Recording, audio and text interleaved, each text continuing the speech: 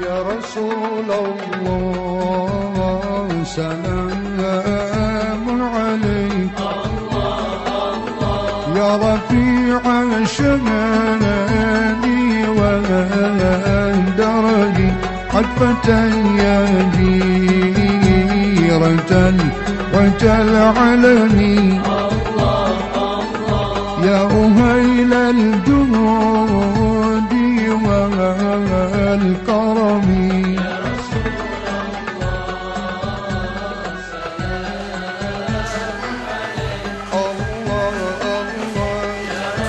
Assalamualaikum warahmatullahi wabarakatuh. Pemirsa Badar TV yang dirahmati oleh Allah dan jamaah Al-Madani yang berbahagia.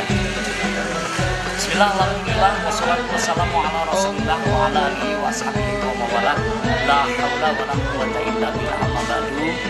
Puji dan syukur kita panjatkan pada Allah Subhanahu wa taala yang mana pada saat ini Guru Badar TV dalam program Menggapai Cinta Allah ada di Masjid Jami Al-Madani di Cikarang Baru, Cikarang Pusat, Kabupaten Bekasi. Dan tak lupa serta salam semoga dilimpahkan kepada alam Habibana Nabiana Muhammad Rasulullah sallallahu alaihi wasallam. Pemirsa Badar TV yang dirahmati Allah Subhanahu wa taala. Saat ini di Masjid Al-Madani kami akan coba untuk mengikuti pengajian rutin di Masjid Jami Al-Madani dan akan mengambil tema yaitu hadis fikih yang yaitu dari kitab Bulughul Maram yang akan disampaikan oleh Al-Ustaz Hasan Basri.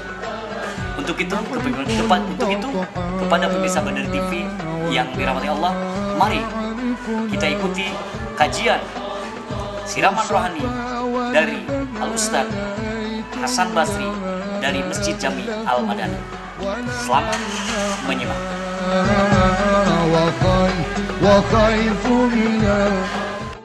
Bismillahirrahmanirrahim. Assalamualaikum warahmatullahi wabarakatuh.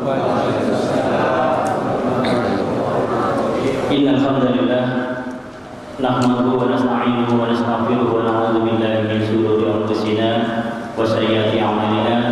May yahdihillahu fala mudilla lahu wa may yudlil fala hadiya lahu. Alhamdulillahil alamin. Jamaah salat maghrib yang dimuliakan Allah. Pertama-tama dan paling utama, marilah kita bersama-sama bersyukur kepada Allah Subhanahu wa taala yang mana atas limpahan nikmat-Nya malam ini kembali kita berkumpul bermuajahah. Salawat serta salam semoga selalu tercurah ke junjungan kita qudwatuna Rasulullah Muhammad sallallahu alaihi wasallam beserta keluarga, kerabat dan sahabatnya dan juga umatnya yang istiqomah menghidupkan sunnah-sunnahnya ila yaumil qiyamah.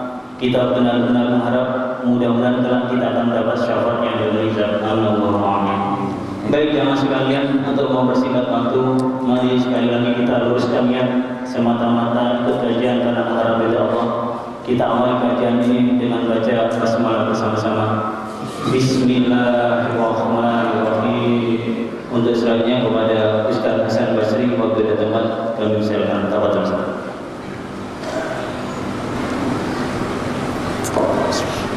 Assalamualaikum warahmatullahi wabarakatuh.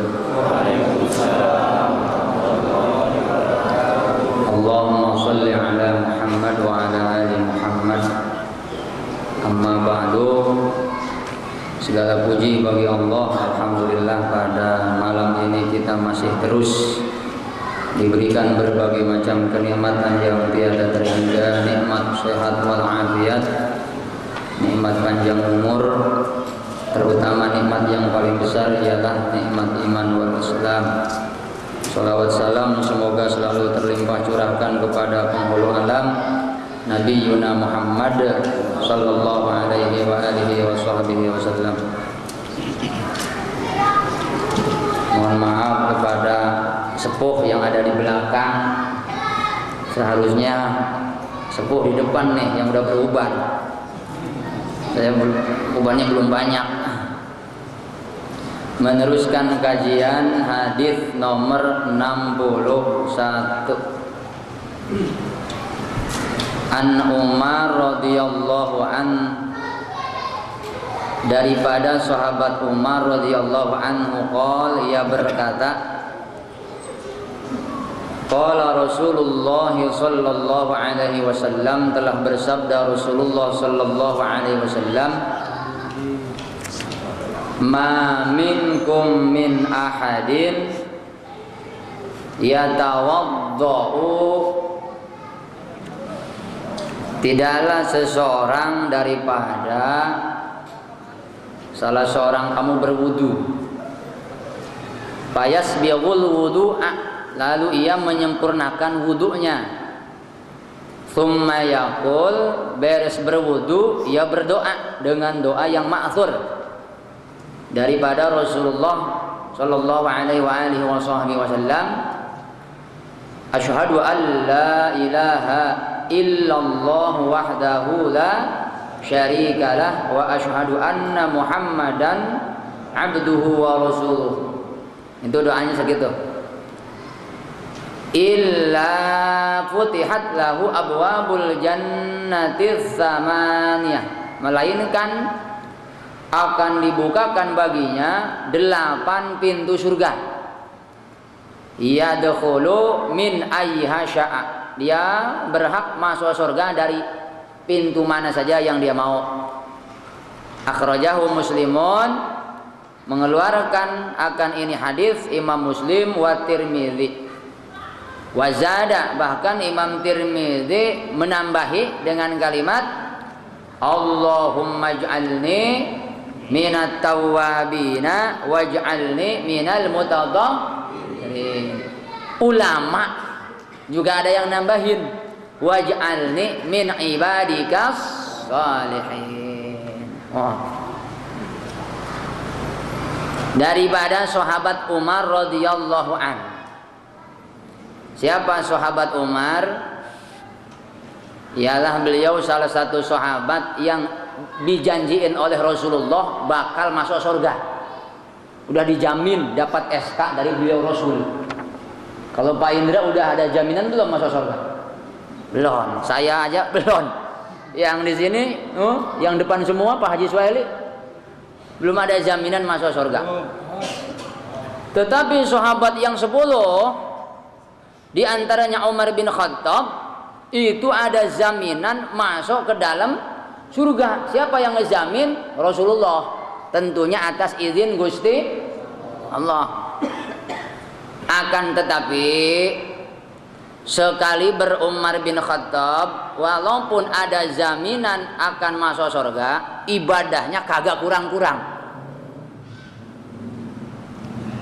Bahkan beliau makan itu lauk pauknya 2 sudah berlebihan, Pak. Kita kalau makan lauk pauknya berapa tuh Pak Imron? 4. Boro-boro 4 itu kalau kondangan kan, lihat kalau kondangan ikan tongkol ada, bakso ada, teri, jengkol ada, dimasukin semua enggak? Harus masuk saya, sebab saya kondangan 100.000 ini. Jadi masuk semua. Begitu ditanya, Pak, nasinya kok enggak ada? Keurugan. Apa keurugan itu? Ketutup. Masya Allah, Umar bin Khattab itu makan lauk pauknya lebih dari 1 macam, berlebihan. Lauk pauknya itu 1 atau 2, ya tahu tempe cukup, Pak. Seperti itu. Kalau kita makan, Pak, nggak tahu tempe, ada lebihnya ya. Coba makan di dapur coet, nggak mungkin tahu tempe.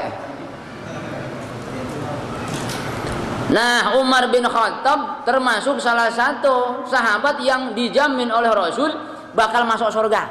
Tetapi sekali beliau tetap bakal dihisab oleh Gusti Allah. Nanti ketika terjadi kiamat, Rasulullah Shallallahu Alaihi Wasallam orang yang pertama kali dibangkitkan dari alam kubur. Kemudian kuburan-kuburan yang pertama dibangkitkan ialah Makbarah Baqi'il Gharqad. itulah kuburan yang pertama kali dibangkitkan oleh Allah di padang mahsyar, Baqiul Gharqad. Kalau kuburan Pak Imron belakangan, kuburan saya belakangan, kecuali di kuburnya di Madinah, di Baqi'. Oh itu. Amin, amin. Mudah-mudahan mati di sana. Amin. Besok umroh langsung mati. Surga mudah-mudahan. Akan disuruh sama Rasul. Siapa yang ingin mati di Madinah, falyaqal, monggo. Dipersilakan oleh Rasulullah Muhammad sallallahu alaihi wasallam. Insyaallah dapat syafaat beliau, masyaallah. Asal ada iman. Beriman sama Rasulullah sallallahu alaihi wasallam. Nah, sekali Umar bin Khattab, tetap beliau bakal dihisab oleh Allah. Bakal dihisab. Nanti Rasulullah dibangkitkan di padang mahsyar pertama kali. Kemudian beliaulah yang pertama kali masuk ke dalam surga. Beliau yang pertama kali. Ketika Rasul masuk ke dalam surga, Rasul enggak diperlihatkan oleh Allah umatnya. Karena Rasul itu enggak mau masuk surga sendirian. Pengennya sih, silakan kamu dulu. Rasul sudah punya zon, punya sangka, wah umat saya udah selamat semua. Begitu Pak. Rasul datang ke surga, ternyata masih kosong. Kunci surga diberikan oleh malaikat Ridwan kepada beliau Rasul. Dibuka kunci surga, kok masih kosong? Kemana Pak Indra? Belum ada ini. Pak Sumantri belum ada. Oh, jangan-jangan nyangkut nih. Beliau balik lagi ke padang mahsyar, membawa benderanya terkenal, Pak ya. La ilaha illallah, Allahu Akbar. Ya. Bismillahirrahmanirrahim. La ilaha illallah, Allahu Akbar. Nanti cari aja bendera Rasulullah nanti di sana. Doanya sering kita baca ketika tarawih, doa kamilin.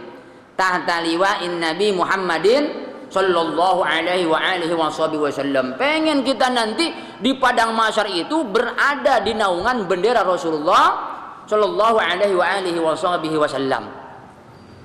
Nah, Rasul pegang bendera. Siti Aisyah bertanya, "Ya Rasulullah, adakah bendera umatmu selain bendera yang kau pegang?" Ada. 7 bendera yang disediakan oleh Allah untuk umat Rasulullah Muhammad sallallahu alaihi wa alihi wasallam. Barangkali kita termasuk salah satu orang yang bernaung di 7 bendera tersebut. Mudah-mudahan masuk, Pak. Mudah-mudahan. Ya, kita lihat. Bendera yang pertama, bendera As-Sabiqunal Awwalun, yang pegang Abu Bakar Siddiq. Mereknya As-Sabiqunal Awwalun. Yang pegang siapa? Abu Bakar Siddiq. Orang yang pertama kali masuk surga. Ya, kan nanti di akhirat Pak, orang masuk surga itu bagaimana amal-amalan? Ada orang masuk surga melewati titian Shiratal Mustaqim, laksana kilat, set nyampe.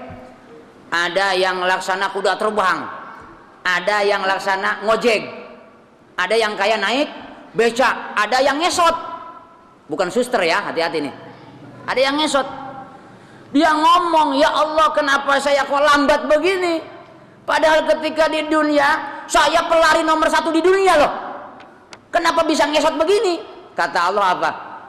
"Yang memperlambatmu bukan aku, tapi amalmu. Kamu sholat zuhur jam berapa? Jam 3. Nah itu jam 3. Kamu sholat zuhur jam 3. Yang memperlambatmu bukan aku, tapi amalmu. Kamu sholat asar jam berapa? 5:30 ya Allah. Nah itu lambat Pak masuk surganya. Lambat. Nah, orang yang cepat masuk surganya tuh yang pegang bendera siapa tadi? Abu Bakar Siddiq, golongan As-Sabiqunal Awwalun. Iyalah beliau. Mudah-mudahan Jamaah Al-Madani masuk golongan Abu Bakar Siddiq. Amin. Yang kedua ada bendera Al-Munfik fi sabilillah. Orang yang senantiasa berinfak di jalan Allah. Ada masjid belum kelar, dia kelarin. Ada pesantren belum jadi, dia jadiin. Ada panti asuhan kekurangan dana, dia danain. Pokoknya yang fisabilillah dia terdepan. Ada janda-janda, dia ya janda 72 tahun, anaknya 7, dia santunin, maksudnya seperti itu. Kalau janda tua mah Pak Indra juga insya Allah. Janda muda maksudnya, gak usah disuruh. Siapa yang pegang bendera ini?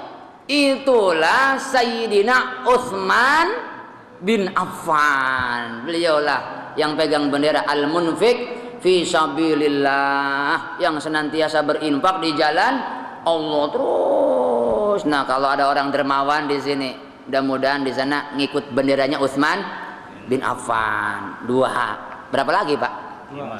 5. Yang ketiga, ada benderanya itu waliyun min auliyaillah.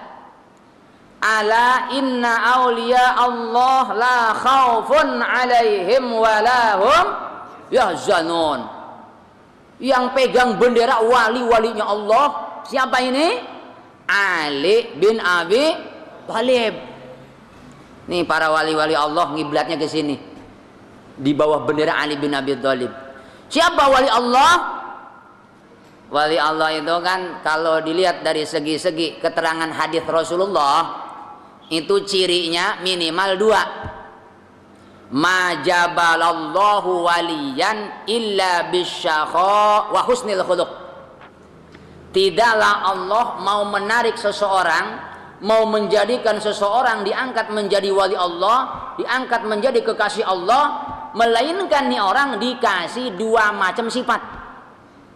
Asyakha, yang pertama dermawan. Wa husnil khuluq, yang kedua husnil khuluq.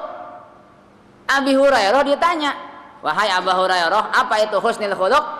Kata Abi Hurairah, tarkul ghadab, jarang marah, enggak punya sifat emosi. Jadi kalau ada orang di masyarakat yang punya 2 sifat, yang pertama dermawan, yang kedua enggak punya sifat emosi, enggak pemarah. Ditabok pipi kanan, alhamdulillah, ditabok pipi kiri, alhamdulillah. Itu seperti itu. Termasuk orang yang sabar luar biasa. Kalau kita ngiblat pada Nabi Musa alaihi salam, pada Nabi Isa alaihi salam, pada Nabi Muhammad sallallahu alaihi wasallam, akan terjadi klasifikasi sifat sabar. Ada sifat sabar Nabi Musa alaihi. Mana Nabi Musa? Dulu pernah kita ceritain ya, sabar Nabi Musa itu kalau dia tabok pipi kanan, jeger, tabok lagi tuh orang, jeger, satu-satu, impas. Nabi Musa Pak, Nabi Musa kan jawara. Ada sabar Nabi Isa alaihi salam, ditabok pipi kanan, jeger. Kata Nabi Isa, Pak, kalau cuma sewiji tanggung, si jemeneh iki. Nabi Isa. Ada sabar Nabi Muhammad sallallahu alaihi wasallam, mana? Ditabok pipi kanan, jeger. Keluarkan duit 100.000. Ini 100.000 kebetulan tuh. Tadinya mau ngodok 50. 100. Udah. Ditabok lagi yang kanan, jeger. Aduh, Pak, ini sakit sebenarnya nih. 200.000. Wah, keluar. Ini Pak Ustadz sombong banget kali ya. Kebetulan lagi bawa duit Pak, kadang-kadang nggak bawa duit. Ini pas bawa aja. Seperti itu. Sabar Nabi Muhammad sallallahu alaihi wa alihi wasallam. Nah ini kalau orang sudah punya sifat tarkul ghadab, kata Abi Hurairah, ini alamat orang jadi kekasihnya Gusti Allah, asal tadi didukung dengan sifat dermawan. Dermawan orang itu, dipinta sumbangan ngasih terus. Kemudian nggak punya sifat pemarah. Nah itu di masyarakat, oh ini ciri saja, si ciri waliyun min auliya illah. Di sini banyak orang-orang yang sudah menjadi wali nikah, alhamdulillah.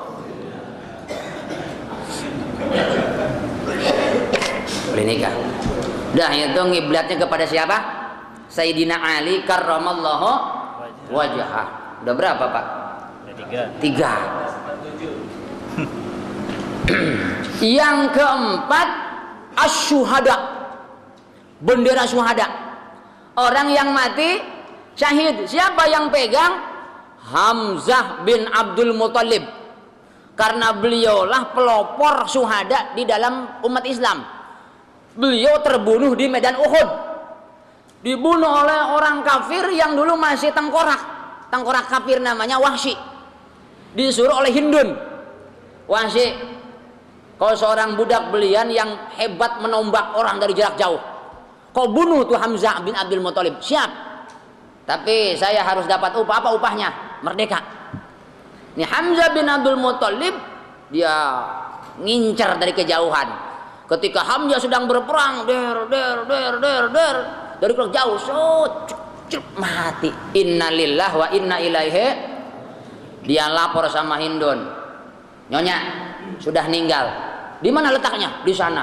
Hindun menghampiri Hamzah, kemudian disayat-sayat. Bahasa sekarangnya apa itu? Mutilasi. Sampai Rasulullah Shallallahu Alaihi Wasallam saja nggak kenal di pamannya, dimutilasi, dicincang. Saking keselnya ini Hindun balas dendam. Rasulullah nggak kenal, ini sopo ya yang meninggal nih, sopo ini. Untung Rasul mengenal jeriji. Tahu jeriji, Pak? Ini nih. Wah, ini pamanku. Aku kenal dari jerijinya. Hamzah bin Abdul Muthalib. Dia akan menjadi penghulunya orang yang mati syahid nanti di surganya Allah Subhanahu.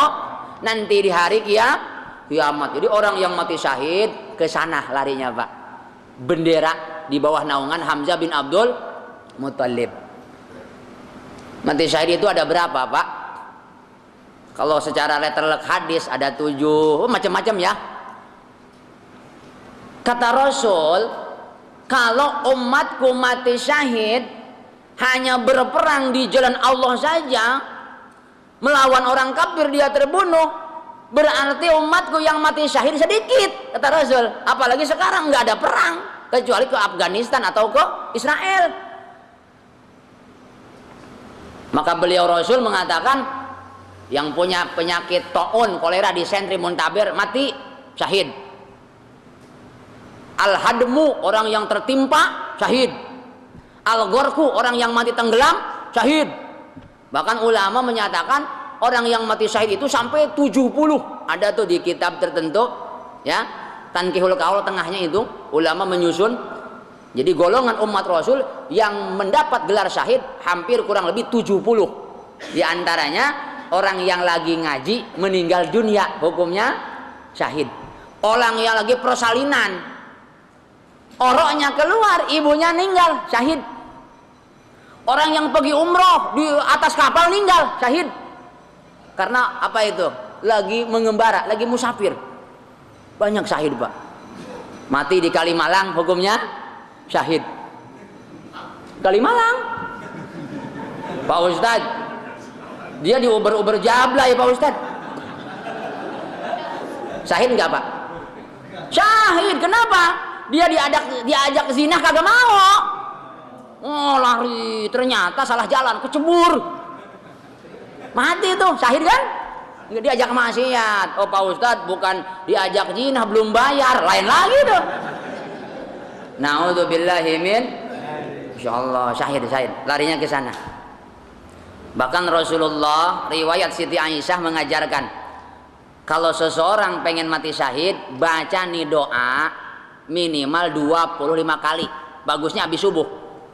Insya Allah walaupun mati di atas kasur derajatnya syahid. Walaupun mati nih di masjid beginian derajatnya syahid.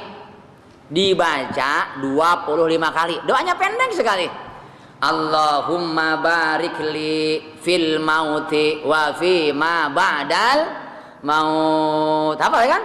Allahumma barik li fil mauti wa fi ma ba'dal maut. Allahumma barik li fil mauti wa fi ma ba'dal maut. Dibaca berapa kali tadi?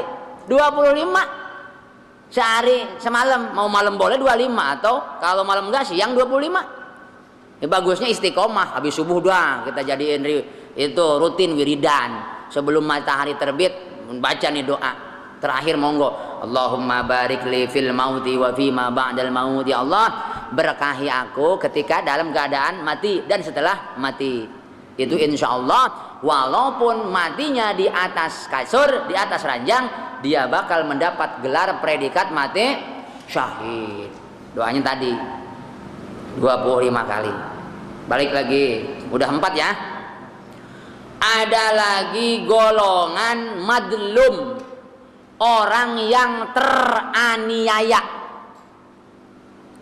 mati dizalim orang, diteluh, disantet. Biasanya kan pengusaha bos limbah sama bos limbah kan begitu Pak ya? Begitu. Oh kok Pak Ustadz tahu? Ya bos limbahnya datang sama Ustadz. Gimana nih saingan saya? Tolonglah bacain Yasin ke 3 kali mah. Emang kenapa? Saingan saya itu. Hati-hati. Walaupun Yasin bacain supaya orang mati, dosa besar Pak. Siapa orang yang membunuh orang dengan doanya sama dengan membunuh orang dengan pedangnya. Man qatala bidu'aihi kaman qatala bisayfihi. Tuh, ungkapan ulama. Siapa orang yang membunuh orang lain dengan doanya, maka seperti membunuh orang dengan pedangnya. Hati-hati. Makanya kiai-kiai itu walaupun punya musuh, wali-wali walaupun punya musuh, enggak sembarangan beliau berdoa. Dipasrahkan kepada Gusti Allah. Dipasrahkan kepada Gusti Allah. Kalau kita punya sifat hasud sama kiai, kiai mah oleh Allah yang bersih hatinya jarang punya hasud. Walaupun nih kiai nggak berdoa sama kita, orang yang punya hasud itu Allah yang ngatur. Bisa-bisa yang hasud mati duluan. Rata-rata begitu Pak. Rata-rata. Di mana-mana begitu, ya rata-rata. Jadi balik lagi, orang yang teraniaya, apakah dizolim, apakah disantet, apakah dirampok, mati meninggal dunia, hukumnya madlum terzalimi, ia akan berada di naungan bendera Sayyidina Husain. Siapa Pak? Sayyidina Husain. Sayyidina Husain itu beliau mati dizalimi, dipenggal batang lehernya di Irak, padang Karbala. Makanya Rasulullah Shallallahu Alaihi Wasallam itu beliau ketika cucunya Hasan datang, putra Sayyidina Ali, itu Hasan dicium mulutnya oleh Rasulullah, mulutnya dicium. Husain adanya datang, dicium apa ininya, tenggorokannya, dicium oleh Rasul apa ini, lehernya. Hasan kakaknya dicium bibirnya, sementara Husain dicium lehernya. Ini Husain lari ke emaknya sambil nangis-nangis, "Mak, kenapa Husain? Itu engkong," kira-kira engkong ya, tapi nggak mungkin begitu, tetap aja manggilnya Rasulullah. Itu kok Rasulullah lebih cinta sama Hasan. Kenapa? Oh, kalau Hasan datang sama Rasulullah yang dicium bibirnya, tapi kalau saya datang, oh ini apa ini getek? Apa getek Pak? Geli, nangis. Ya kira-kira syirik begitu Pak ya. Maklum masih bocah. Kalau bocah kan suka syirik, tapi kalau udah ada ilmu nggak mungkin syirik. Rasulullah SAW seperti itu. Datanglah Fatimah menemui Rasulullah Sallallahu Alaihi Wasallam. Ya Rasulullah, ada apa Pak? Ini gimana? Katanya kalau Hasan datang yang dicium mulutnya, kalau Husain yang datang yang dicium lehernya. Ini gimana? Kata Husain lebih cinta kepada Hasan ya Rasulullah. Rasulullah sebelum menjawab, beliau nangis lama Pak. Nangis luar biasa. Fatimah jadi bingung, kok ditanya malah nangis. Setelah reda Rasulullah bersabda, "Wahai Fatimah, aku tahu untuk masa depan nih dua bocah. Husain, kenapa dia aku cium mulutnya? Sebab aku tahu dia nanti bakal mati, bakal meninggal dunia gara-gara diracun oleh tetangganya." Diracun. Siapa tadi? Hasan. Diracun. Sementara Husain aku cium lehernya, aku tahu nanti dia akan dipenggal batang lehernya oleh siapa? Yazid bin Muawiyah itu. Masya Allah, Rasul itu kan tembus pandang Pak ya. Jadi bukan peramal Rasul itu. Kadang-kadang kita suka salah ngomong. Benar apa yang diramalkan oleh Rasulullah. Emang Rasul paranormal. Kalau Rasul tahu masa depan, itu izin dari Gusti Allah. Namanya nubuat. Namanya nubuat. Kata beliau Rasul, kiamat tidak akan terjadi sehingga sungai Efrat di Irak mengeluarkan bongkahan gunung emas. Sekarang udah kejadian Pak. ISIS dibikin oleh Amerika supaya Amerika bisa masuk lagi karena dia sudah pasang satelit. Nah, ketika sungai Efrat dibendung, itu dari satelit kelihatan tuh bongkahan gunung emas. Maka orang Yahudi demen sekali diam di Irak. Udah keluar oleh Bush, datang lagi tetap aja. Kata beliau Rasul itu, kiamat tidak akan terjadi melainkan sungai Efrat mengeluarkan apa tadi? Bongkahan gunung emas. Yahudi dia survei pakai satelit. Wong Indonesia aja di satelit Pak. Ada 5 satelit Amerika di Indonesia. Kiai-kiai yang di center yang Amerika itu mau cebok, mau ke kamar mandi udah ada GPS-nya, udah ada. Habib Rizik mah terus ke WC aja dia terus ditelusuri. Habib Rizik mah terus dipantau. Abu Bakar Basir terus dipantau.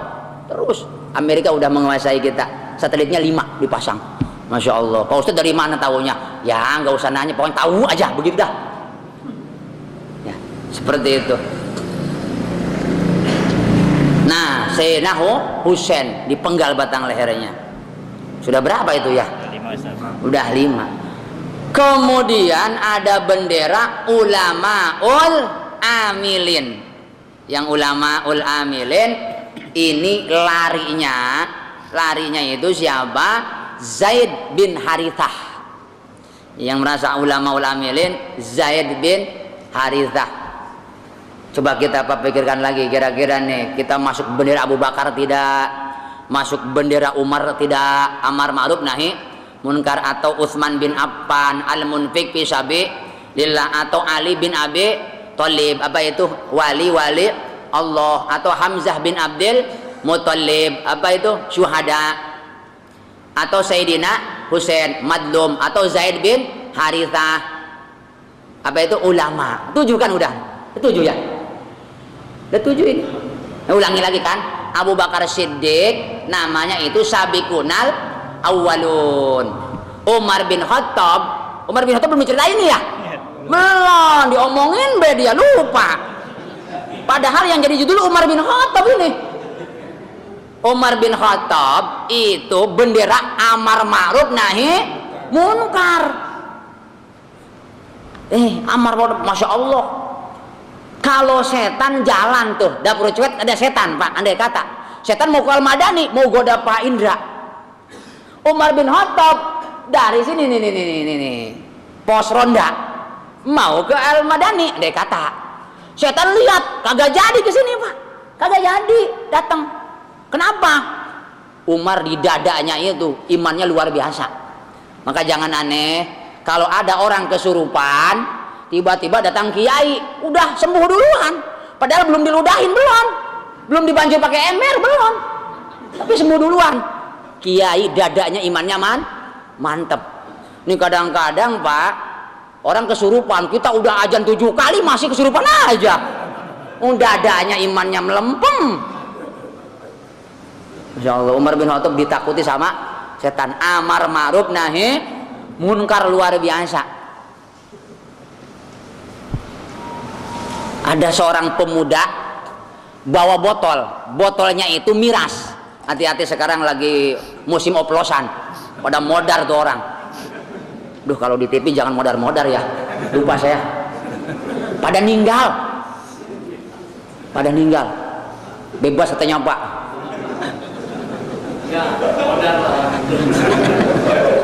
Nanti saya nggak bisa pulang Pak soalnya.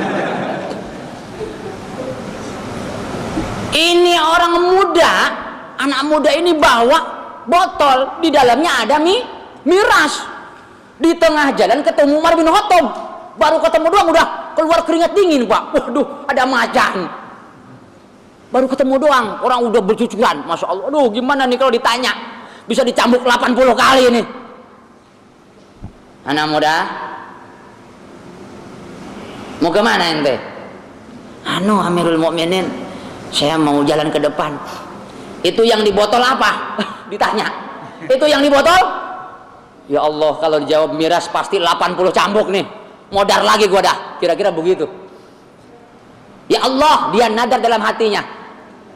Andaikan saya selamat daripada cambukan Umar bin Khattab, saya kagak bakal minum minuman keras lagi. Anak muda, kagak denger apa? Itu di botol apa? Kata anak muda, cuka.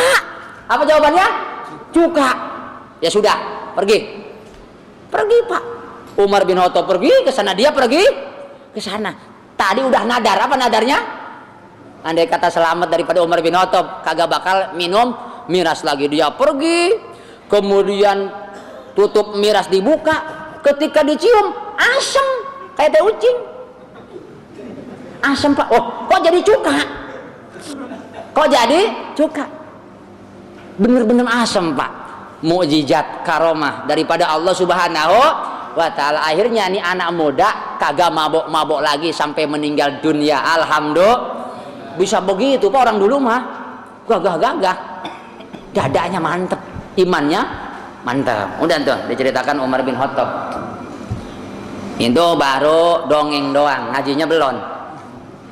An Umar bin Khattab radhiyallahu anhu qal, daripada sahabat Umar bin Khattab radhiyallahu anhu qal, bersabda Rasulullah sallallahu alaihi wasallam, tidaklah dari salah seorang kamu berwudu.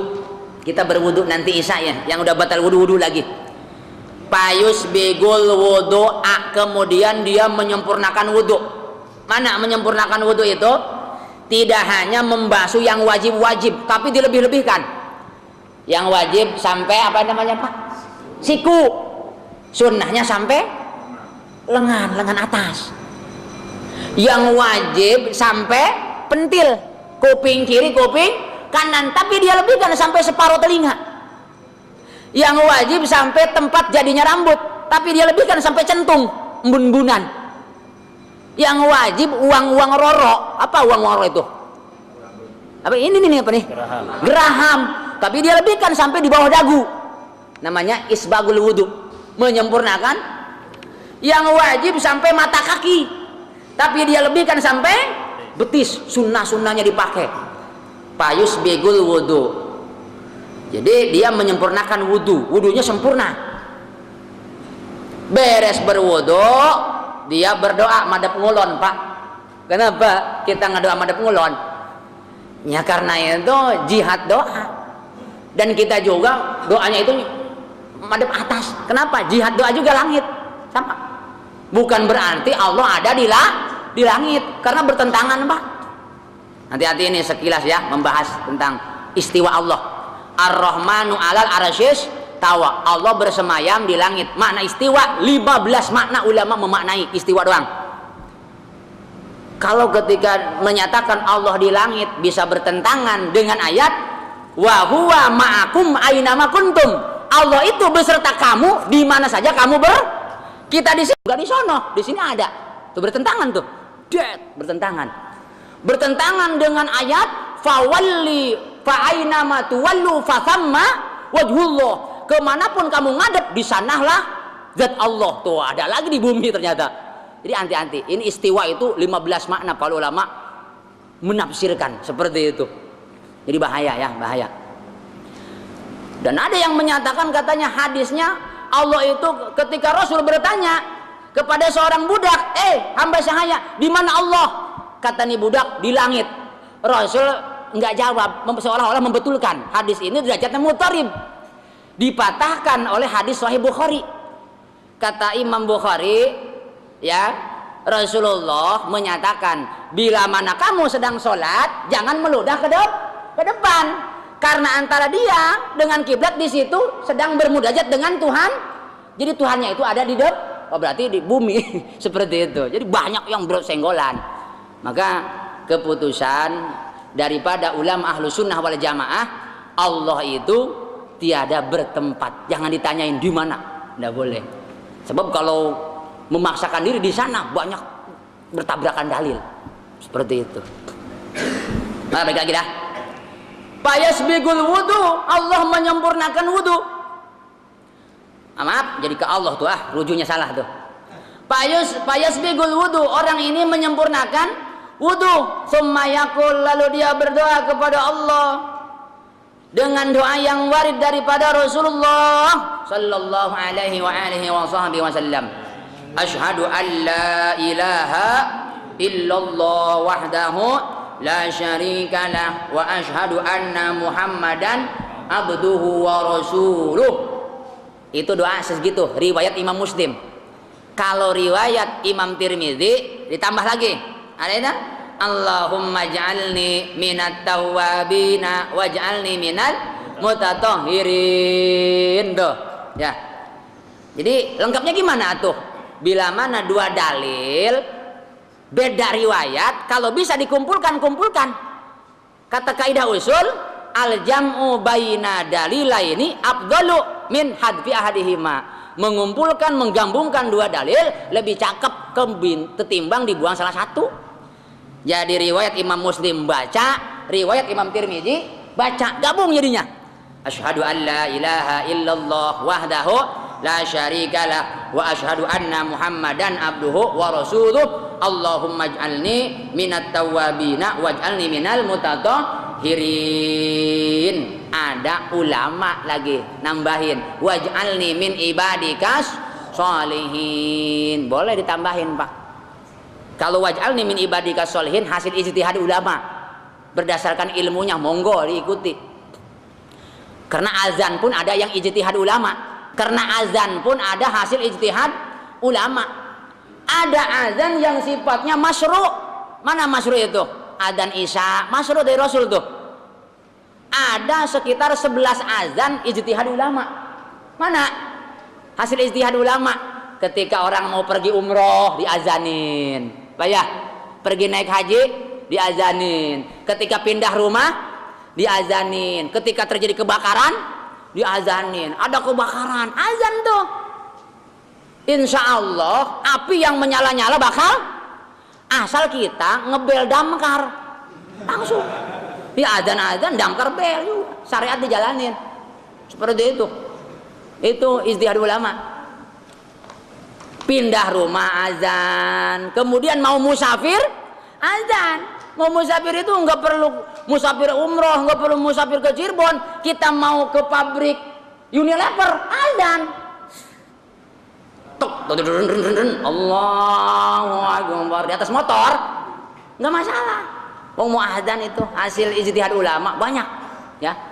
Ketika orok lahir azanin kuping kanan komatin kuping kiri. Masya Allah. Sekarang hati-hati di hazan Islam tuh ada itu pembawa acaranya kalau nggak salah.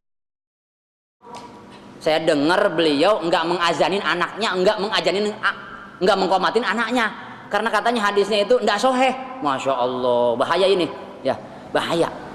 Jadi azanin kuping kanan, komatin kuping kiri, azanin, diazanin. Seperti itu banyaklah azan yang sifatnya ijtihad ulama. Termasuk istri lagi marah diazanin. Bener.